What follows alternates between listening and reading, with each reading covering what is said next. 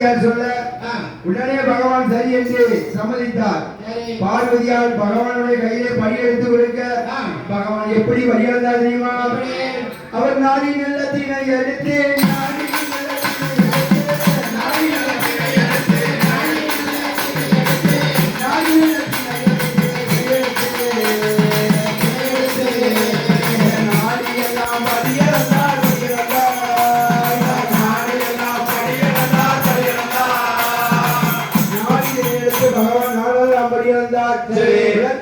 உலகமெல்லாம் பலியாந்து பகவான் வந்தார். பலியாந்து வந்த பகவானுக்கு அம்மையம்மா பார்வதியால் பால் கொண்டு பாதம் கழுவி பாதபூஜை செய்து பகவானுக்கு பணிவிடைகள் செய்தார். மறுநாள் பகவான் பலியாக்க சென்றார். அப்போது அம்மையம்மா பார்வதியால் பகவானுக்கு கேட்கின்றார், சுவாமி இன்னைக்கு நான் உங்களோட பலியாக்க வரவே என்றார். பார்வதி இருவரில் ஒருவர் இல்லாவிட்டால் இரண்டு விடும் கைலாசம். பார்வதி இல்லாத கைலாசம் பௌத்திரதாமல் போய்விடும். ஈஸ்வரி இல்லாத கைலாசம் இருளைந்து போய்விடும். ஆகையால் இருவரில் ஒருவர் இருக்க வேண்டும். அப்படியா பகவானே? சரி ஓய்வாங்க என்றார். பகவான் பலியாக்க சென்றார். பார்வதிக்கு சந்தேகம் வந்தது. ஆகா, இந்த பகவான் தான் பலியாக்காரா, வேறொரு பகவான் பலியாக்காரா? இன்றைக்கு இவரை பரிசோதித்து பார்க்க வேண்டும் என்று விஸ்வகர்மை அவர் நுழைத்தார். எப்பா விஸ்வகர்மா, எனக்கு காஞ்சிபுரம் கட்டை வெட்டி கட்டைச்சிகள் உண்டு பண்ணி திருக்காணி மூட்டு போட்டு கொண்டு வா என்றார். தாயார் சொல் தட்டாமல் தலைமகனாகப்பட்ட விஸ்வகர்மா காஞ்சிபுரம் கட்டை வெட்டி கட்டைச்சிகள் உண்டு பண்ணி திருக்காணி மூட்டு போட்டு பார்வதி கையை கொடுத்தார். சிவனை வாங்கிய பார்வதி அப்படி சிந்தித்தார். இந்த சிவனுக்குள்ள என்ன அழைக்கலாம்? ஆணை அழைக்க முடியுமா, பொடி அழைக்க முடியுமா? இரண்டு சிற்றெலும்பை கண்ணியை கண்டார். அந்த இரண்டு எலும்பை பிடித்து அழைத்தாள். அது இரண்டு ஆணர் அழைத்தாளா? இல்லை. இரண்டு பெண்ணர் அழைத்தாளா? இல்லை. ஒரு ஆணருக்கு ஒரு பெண்ணருக்கு அனைத்து சிவனுக்குள்ளே முடிந்து முத்தானையை முடிந்து எப்படியே தெரியும் கண்டார். பகவான் படியாந்து வந்தார்.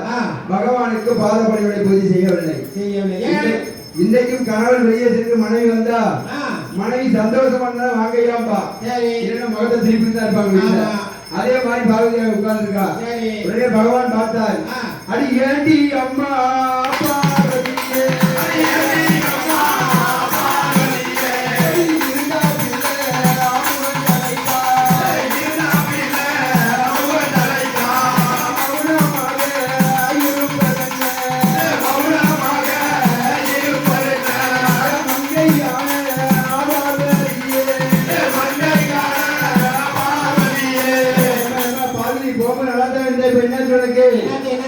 பகவான் உங்க மேல எனக்கு ஒரு சந்தேகம். இன்னைக்கு படியாந்தீங்களா? என்னமா சந்தேகம்? கல்லுக்குள்ளுக்கும் தேரைக்கும் கருக்குடிய குழந்தைக்கும் குடிய மந்துக்குள்ள குழுவுக்கும் மாங்கோட்டைகளுக்கு வண்டுக்கும் படியாந்த பார்வதி படியாத்திர குறைவே கிடையாது. சுவாமி என்னிடத்தே இரண்டு முறை பட்டினியாக கிடைக்கின்றது. எங்க முந்தானை ஒருவினா முடிப்பு அழைத்தா சிவன் முன்னாலே வைத்தார். அங்க என்ன இருக்கு தெரியுமா? எறும்பு சுத்தி சுத்தி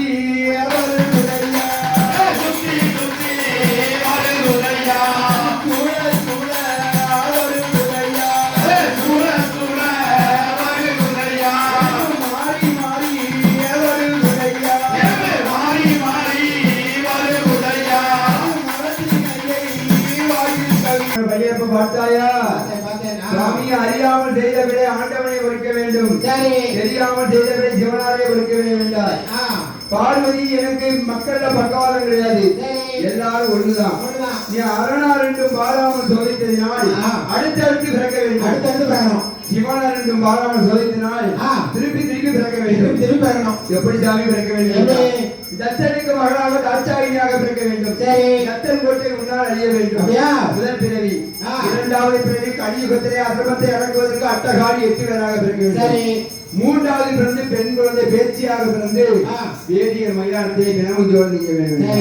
சுவாமி 2 பிறப்பு நல்ல பிறப்பு, 3வது பிறப்பு மோசமான பிறப்பு பிறந்துதான் ஆக வேண்டும் பார்வதி என்றார். அப்படியா சுவாமி? எனக்கு ஒரு வரம் தாங்கள. குழந்தை வரம் சாமி. உனக்கு ஆன மாதிரி ஒரு பிள்ளை இருக்கா, அழகா ஒரு பிள்ளை இருக்கா, ஏழி பாய் பிள்ளை. சாமி அந்தந்த பிள்ளை ஆபத்துக்கு உதவல, ஆபத்துக்கு உதவ அரும பிள்ளை வேணும். எப்படி பிள்ளை வேணும் தெரியுமா?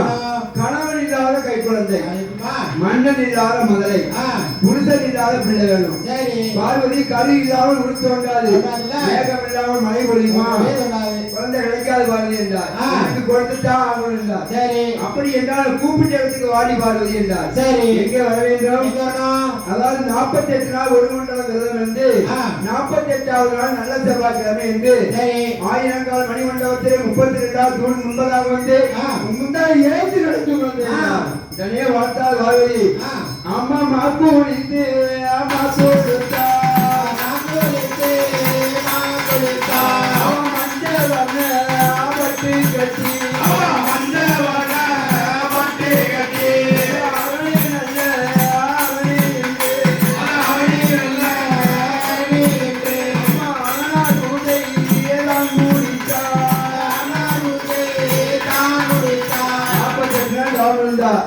அரண்மூதியை முடித்த நேரம் சிம்மன் முன்னால் வந்து ஆயிரங்கால் மணிமண்டபத்தில் 32 தொங்குங்கால திண்டானை ஏந்தினான். குழந்தை கிடைக்குமா? பணியெல்லாம் ஒழுங்குமா? பார்வதிக்கு தெரியாமல் வந்து பகவான் அப்படியே சிம்மனை அப்படியே தீண்டி விட்டார். தூண்டி விடவும் முத்து போல 3 சுடன் மொழி மொழி என்று முந்தானையில் விழுந்தது. மடி கனத்தது. கூட்டி பிடித்து கொண்டு வந்து நேரே பகவானத்தை கொண்டு காமித்தார். பகவானே குழந்தை கிடத்து வந்து பார்த்தார். அந்த குழந்தை எப்படி தெரியுமா? எனக்கு காலும் இல்லை கையும் இல்லை, காலும் இல்லை கையும் இல்லை, கட்ட போல ஒரு கையா, கட்ட போல ஒரு கையா, முகம் இல்லை முகமும் இல்லை, முகம் இல்லை முகமும் இல்லை, முண்டமாக ஒரு கையா, முண்டமாக ஒரு கையா. சுவாமி அவரோட பிள்ளைதான் கேட்டேன். இந்த பிள்ளைங்க காலில்ல கையில கண்ணில்ல மூக்கில்ல முகமில்ல ஒண்ணுமே இல்லையே, ஒரே சாக்கு முண்டை போக்கு முண்டை மக்க முண்டை வாழ்க்கை சுவாமி என்றார். பார்வதி கணவன் இல்லாத பிள்ளை இப்படிதான் இருக்கும், புருஷன் இல்லாத பிள்ளை இப்படிதான் இருக்கும். இந்த குழந்தை வச்சு ஒண்ணும் செய்ய முடியாது சாமி. உடனே பார்த்தார் பகவான், பிரம்மனை கூப்பிட்டார். எப்ப பிரம்மா உருப்படி என்றார். பிரம்மன் உருப்பிடித்தார், பேரான ஈசன் உருவெடுத்தார், என் கண்ணன் கண்டிருந்தார். இந்த குழந்தைக்கு பேர் விட்டணும் இல்லையா? என்ன பேர் தெரியுமா? இவற்று உணர்வோ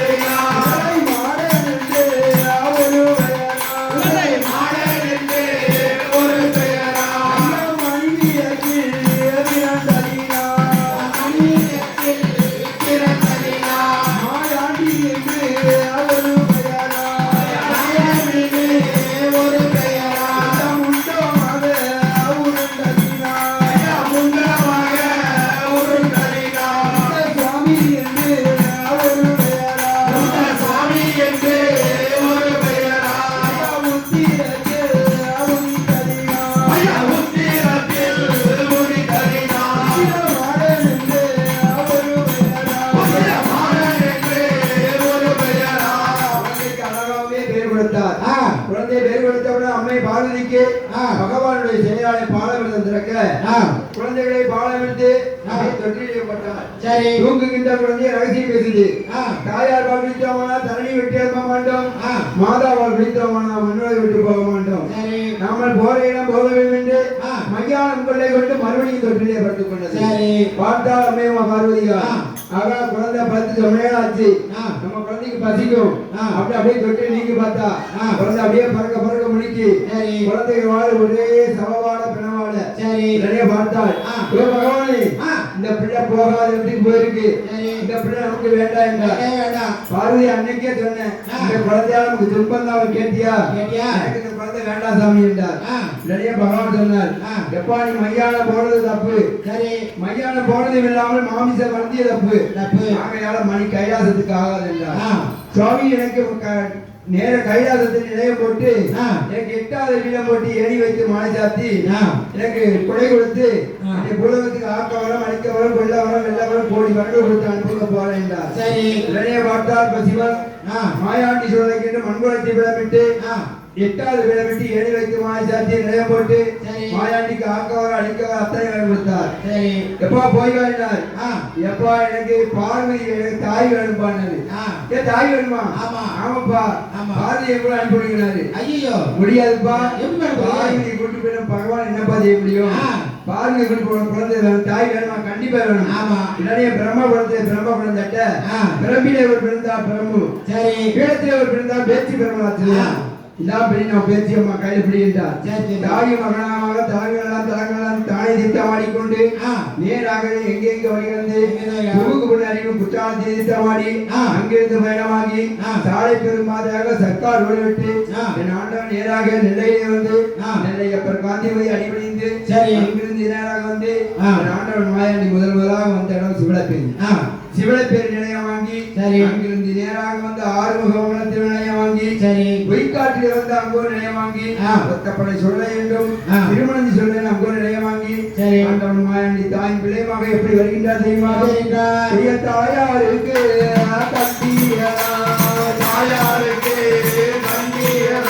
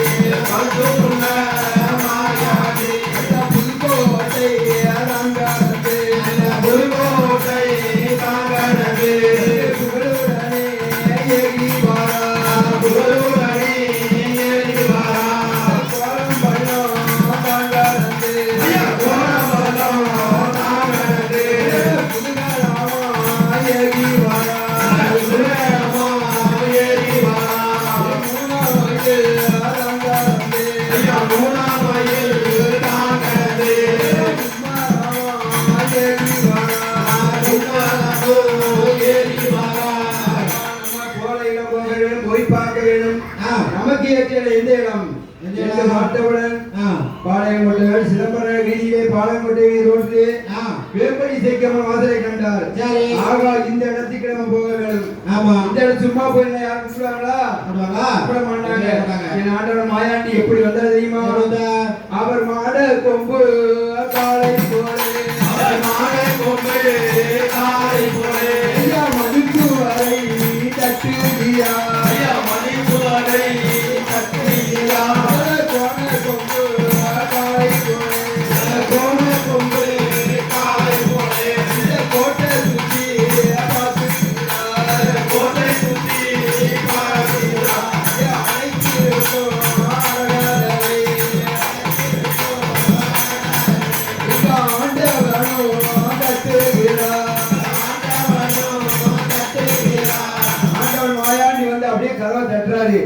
உடனே பார்த்தா வேம்படி செய்யமா ஆகா இந்த சாமத்துல கதை யாரும் தெரியலையே எப்படி அம்மை வருகிறா தெரியுமா? அவன் கோபம் காடு கோபம் கொண்டாள்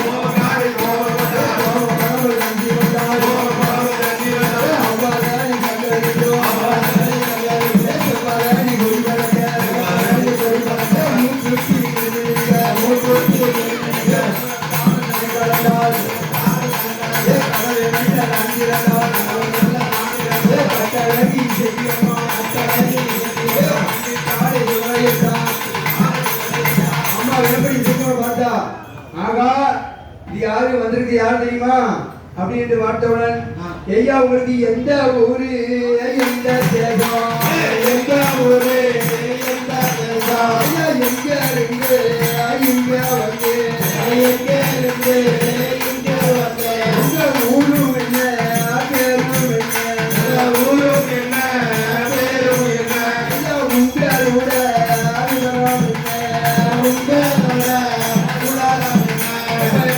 எந்த ஊரு எந்த தேசம் எங்க இருந்து இங்க வந்து அட்ட சாமத்துல வந்து கடகலோதற்கு யார் யாரு என்று கேட்டார். நிறைய வார்த்தார் மாயாண்டி ஐயா கைலாசம் தண்ணீரே வந்து வீரந்தவன் தண்ணீரே வந்து வீரந்தவன் கடவுளை கண்டு வாருங்களை பெற்றவன் கடவுளை கண்டு வாருங்களை பெற்றவன் ஜோதி சுடரோ இந்தியா வந்தவன் ஜோதி சுடரோ இந்தியா வந்தவன் சுந்தரமூர்த்திக்கு மகனாயும் இருந்தவன் சுந்தரமூர்த்திக்கு மகனாயும் இருந்தவன் ஏமசாமலை தண்ணீரே வந்தவன் ஏமசாமலை தண்ணீரே வந்தவன்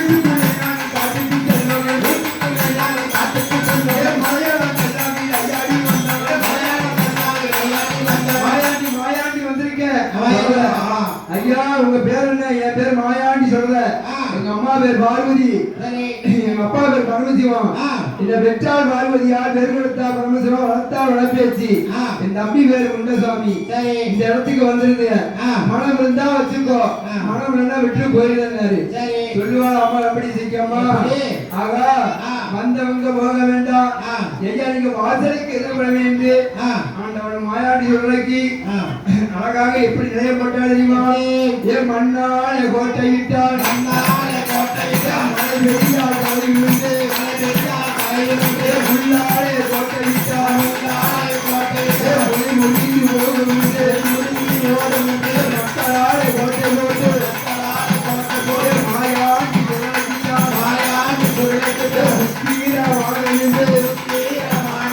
உயர்ந்ததோடு பேர் கொடுத்து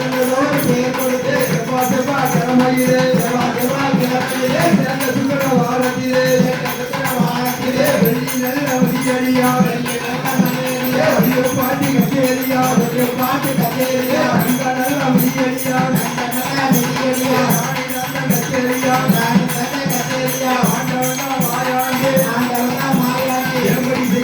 அம்மன் ஐயன் எப்படி அழகாக தெரியுமா அவருக்கு தலையில் ஒரு கொல்லா